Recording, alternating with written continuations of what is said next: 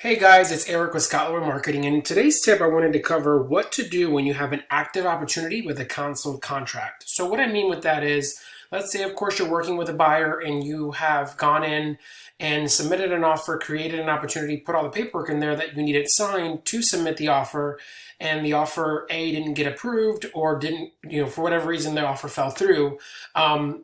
What to do at that point. And then we're going to cover how it'll save you time not to go back and have to create a new opportunity and go from there. Okay. So of course I'm logged into the command platform. This is the home page, and we're going to go to the opportunities section. I like to click on the KW here on the top, go down to opportunities. And for today's example, I've already gone in there and created our opportunity we're going to work with. But of course, if you wanted to create an opportunity, you have to not only enter the contact into your database and then create the opportunity and go from there. So for today's example, my opportunity is going to be a buyer's opportunity. So if I go in here to cultivate, I have my training opportunity that I'm going to use for today's example. So if I click on this opportunity, it's a buyer opportunity. And let's say that I've gone through DocuSign and got all the paperwork signed and all that good stuff. And again, we submitted the contract and it fell through. It didn't pass inspection or what have you. So in here, I would have, at this point, either submitted for compliance or followed whatever rules your market center has put into place when you're in this situation. And here is the contract that we're going to use as the example that we're going to pretend has been signed from my client, but not signed by the other party. And let's say they wanted to submit another offer. In theory, most people have been going back to opportunities and clicking on create a new opportunity and creating a new opportunity from there. You don't have to do that if the client is still active and working with you and still searching for a home. So let's go back to the opportunity here. And we're going to go under the documents section. So of course, if this happens and the contract falls through and the client, doesn't want to search for homes at the moment and wants to take some time, then you can, of course, come here and click on lost opportunity. Or if you go over to your main page here where all the opportunities exist, you can go down to the opportunity and of course click the three dots and archive the opportunity.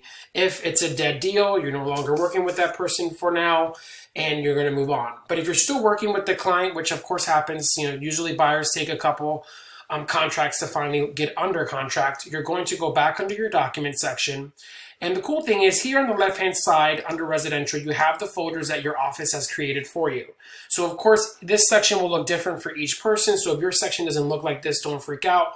It's supposed to be different. This checklist here is loaded per office on what they're requiring per the state or per their market center for compliance. So for this example, let's say this is my canceled contract. I would, of course, upload my cancellation or what have you, whatever paperwork shows that the contract has been canceled, so then I can submit that for compliance as well.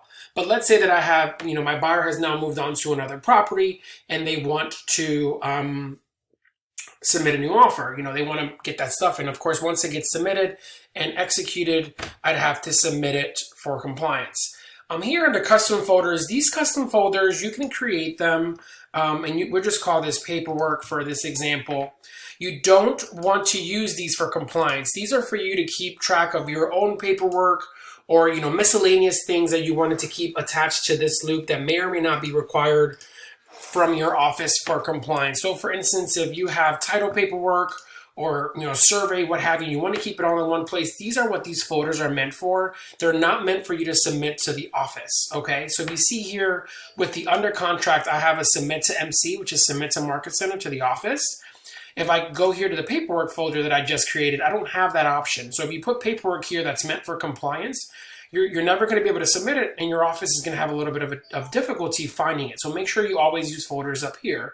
And the way that you were to add a folder here is kind of cool.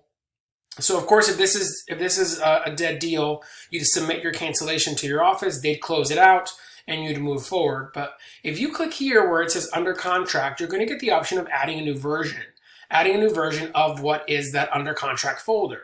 So you can go in here and you can click on add a version. And for today's example, I'm going to name it active offer.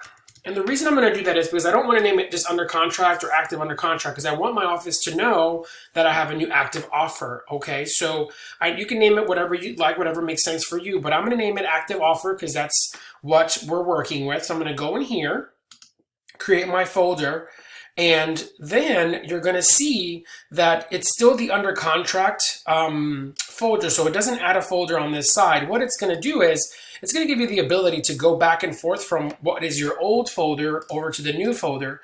But as you can tell, as I'm moving from the under contract folder, I still have my submit to Market Center.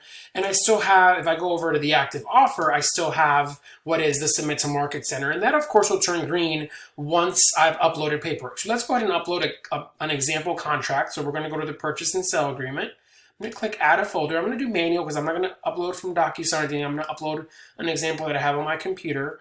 I'm going to go here, upload that.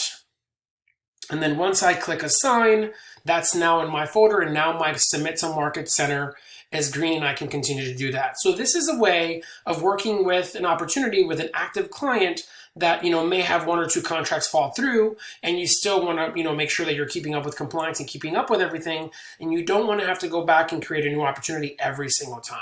I hope you found this tip useful, and have a great day. Bye.